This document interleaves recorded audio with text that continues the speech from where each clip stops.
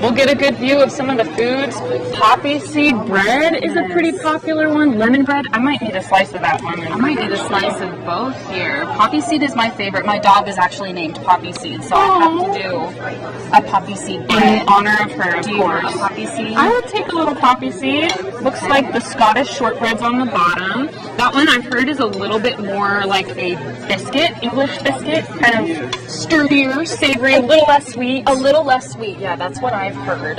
Ooh, we've got our almond biscuits. almond biscuits, I'm gonna try cottage this. shrimp sandwiches. Oh, look at the bread, how thin that is. That's very traditional in English high tea recipes. They actually, everything has really, really thin bread. It's not like our bread that we do here. I like that.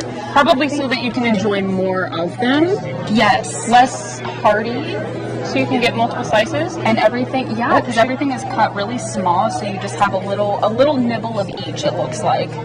Ooh, did you help prepare these cucumber butter sandwiches? I did. I don't know if these are mine specifically, but I did make this dish. One of them. That's so sweet of you. I think another really popular one are the scones. Currant scones are supposed to be one of the more tricky recipes to make from what I saw from the recipes, but I have a big appreciation for those. Ooh, carrot cake. Absolutely. I can't miss out on any carrot cake. Oh, I love. Do you want any? Yes, I sure do. You want to pop that on? Ooh. Thank you so much. Question, trivia time. Ooh. What recipe at high tea requires the most ingredients to make? Any guesses? I'm gonna guess something. One of the cakes, because I know traditionally cake usually has a lot of ingredients in it, but I'm not sure which cake. Well, you're right on target with the cake. It's actually the carrot cake with 17 individual ingredients, believe it or not. Yeah. Pretty big 17 deal. ingredients for one cake? Mm-hmm. I can't wait to try it. Oh, yeah. Ooh, may I have some trifle, please? This is also a very popular recipe. I feel like it's always the first to run out, but I could be wrong. Look at that presentation. Do you see from the sides over here, the strawberries on the outside? Take a little extra whipped cream, top it on. Thank you so much. We need that trifle, but it looks good. Oh, I can't wait to try it. maybe Dan Murphy. I know he's made it in the past. Seems like I was right. So everything on this side is the exact same as it was on the other side? Mirrored. So I I love think it. we covered everything. I love these recipes, though. It really takes a lot of people to bring high tea together, too. Didn't you say there's more than like 50 volunteers involved? I believe so. I think there are, when I checked the sign up this morning, it was close to about 70 people. Oh my gosh. Well, I would assume that a successful high tea is definitely in part to the volunteers. And I know we wanted to give a special shout out to Cheryl Stanley. Cheryl's the proud parent of not one, not two, but 5 Newman alums.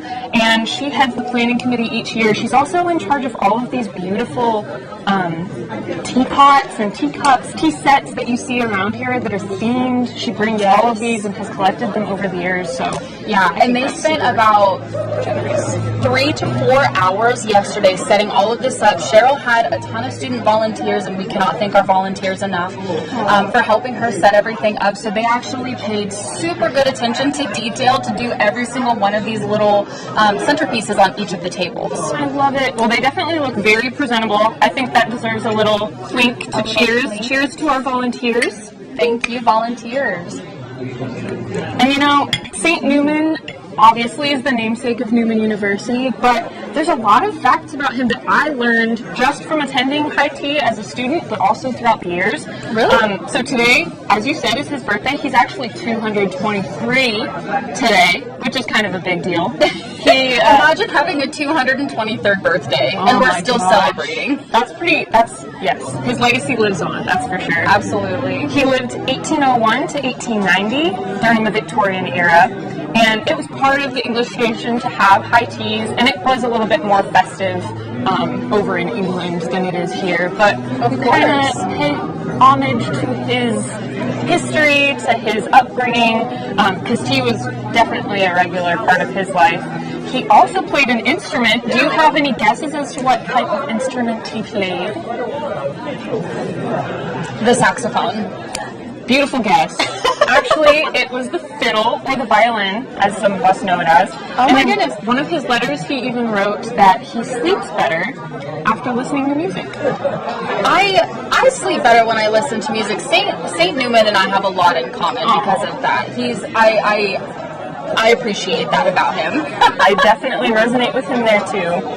And he studied at Trinity College in Oxford, England, which, fun fact, 4 of our study abroad students actually just did a day trip to Oxford 2 weeks ago. Wow. So they got to stand outside of the college where St. Newman studied. And he entered college at the age of 15. I learned that today. Oh my gosh. He was so wise beyond his years. Absolutely. And scholarly. Oh my gosh. Yeah, our students who are over in England right now, one of my student workers, she absolutely loves it over there. She has told me that she is just in love with everything that she's doing over there. So I'm so proud of our students being able to go and kind of experience the things that maybe he experienced in London and Oxford, like you said. How exciting! I know. And there's even a St. Newman sculpture on campus at Newman University, Birmingham, which I think is kind of fun because obviously we've got ours out front. Right. At Newman University in Wichita.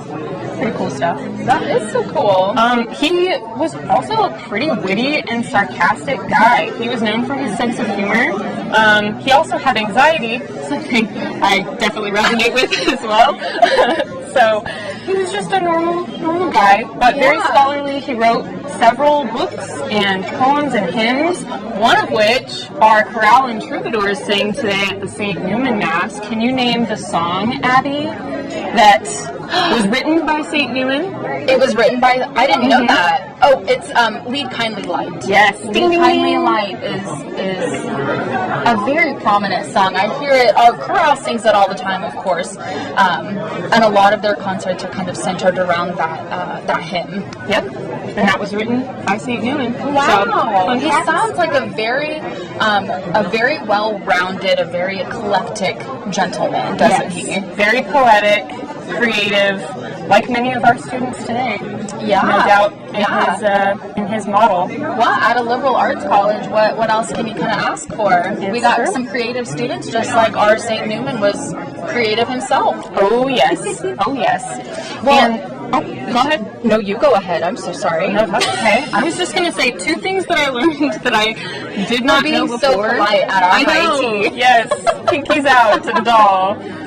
There were 2 miracles that required St. Newman to become a saint. So for the longest time at Newman, we knew him as Cardinal John Henry Newman. Now he is Saint John Henry Newman. And those 2 miracles were actually a man in 2000. His name was Jack Sullivan. He was on his way to becoming a deacon, and had experienced this crippling back pain. And so he actually prayed through the intercession of St. Newman, who was not yet a saint, and miraculously, the next day, his back pain was completely gone. He didn't experience any more symptoms. Wow. The second miracle was in 2013, and a woman was about to give birth to her 5th child, that she started experiencing just uncontrollable internal bleeding that was threatening her own life and the life of her baby. So she actually prayed to St. Newman's intercession as well, and immediately didn't experience any more pain, any more bleeding. She was fine. So what a miracle. Yeah. 6 years after that, St. Newman actually became a saint, canonized by Pope Francis. Yep. So now we know him as the St. Newman that he is. Yeah. Well, and you had, and Amy and I had talked before, we had discussed St. Newman actually becoming a saint in 2019. And before I started working here, we did have a room dedicated to him, and it was called the Cardinal Newman Room, and we had to change the name because he became a saint, so we had to rename it St. Newman Room. Upgrade. Yeah, very much deal. so. Pretty big deal. Well, kind of on the same note as some history about St. Newman, I kind of want to talk about some of Newman's history. Absolutely. That has to do with actually our pride and our joy, our ASC sisters, and we have a long history with them. So even though Newman University has been around since 1933, it actually proceeds further than that. When St. Maria de Matthias, who was from a small village in Italy, she believed it was her life's mission to just help educate young women, and she actually founded the Adorers of the Blood of Christ. in 1834. So eventually, she and a couple other another group of sisters, they actually went on to find Newman University because they valued education so much, and they started an all-girls school. So today there are ASC sisters on 6 out of 7 continents that we have in the world, and Newman University remains the only university founded by the ASC. Newman was actually a high school, and it was named the Sacred Heart Academy, and it was an all-girls high school. After that, then they started kind of mixing in some boys and mixing in some co-ed, and then it became the Sacred Heart College, and then it was named the Kansas Newman College probably around the time when our parents were growing up. My mom still refers to the place that I work as Kansas Newman College. Same with my grandpa. Yep. And then in 1998, that's actually when we became Newman University. I love how many shifts we've had over the years. I'm sure each one felt significant to the group that graduated from that class. Absolutely. I wonder if we're going to be renamed again. Maybe St. Newman University. St. Newman. Is a saint. Yeah. As of, what is that, 25 years ago? 5 years ago now? Yeah, 2019. We're in 2024, people. This is crazy. So part of history and celebrating history at Newman is also just Heritage Month as a whole. This actually marks the 10th year of Heritage Month at Newman, believe it or not. How's the cheese? It's fantastic. I don't mean to eat while you were talking. Oh, of course. I want you to enjoy. This is so good. I tasted a strawberry earlier in the trifle, and I tell you what, that pudding texture with that strawberry, wonderful. So good, so good. But as I was saying, Heritage Month was actually founded by the late sister Charlotte Orvois, ASC. Rest in peace, sister. She came up with the idea of doing Heritage Month because she noticed how many of Newman's historical kind of milestones all landed between February 4th and March 4th. So February 4th marked the feast day of St. Maria de Matthias, as you said, the founder of the Adorers of the Blood of Christ, who founded Newman University. And then, let's see, February 21st, St. Newman's 223rd birthday. Pretty big deal. Happy birthday, St. Newman. Should we sing him happy birthday? Maybe we'll wait until after our event here, and we can get everybody to sing with us. That would be great. Off camera. Okay. Sorry, Facebook, you're not going to see this today. And the final one, March 4th, is actually the founding date of the Adorers of the Blood of Christ sisters. So, wow, that is when they came to be. They were inspired by St. Maria de Matthias. So we get to celebrate all of these events throughout Heritage Month. It's a pretty big deal around here at Newman University. Yeah, well, and Heritage Month is not over yet. We still have several events from now until the end of February. So just beginning this Friday, we're actually going to host a dueling piano show, and all of the money that's donated at the dueling pianos to the artists, they are actually going to donate that money back to Newman University for our Giving Day. And Giving Day, just a reminder, is next Wednesday, February 28th. This will be an all-day event. This is going to be something that we're going to just remind everybody what Newman University is all about. So we do ask for, if you would like to give anything that you can. We really appreciate it. And then following Giving Day is our homecoming night on February 29th. So we'll have a men's and women's basketball game. The women's basketball game starts at 5:30, and the men's basketball game will start at 7:30. And we'll be crowning the homecoming king and queen live during the men's basketball halftime. I know, I'm excited to see who's crowned. I know it's always very exciting to welcome alumni back. Very exciting for all of the students. They just get a kick out of crowning the royalty, and just everybody has such a good time. And that game is packed. That game is probably one of the most important games that we will have here on campus. You're gonna have to get there early if you want to ensure a bleacher seat. Absolutely. But with that, thank you so much for celebrating high tea with us. We hope you get the chance to come out. It does continue until 7 p.m. You can pick up your delicious plate of finger foods and your English tea, English breakfast tea as we have here, or Earl Grey, two different types.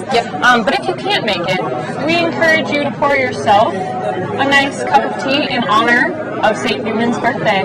So, cheers, Miss Abby. And with that, we thank you for listening to the Newman Bond. We release new episodes every first and third Tuesday of the month. We will see you next time.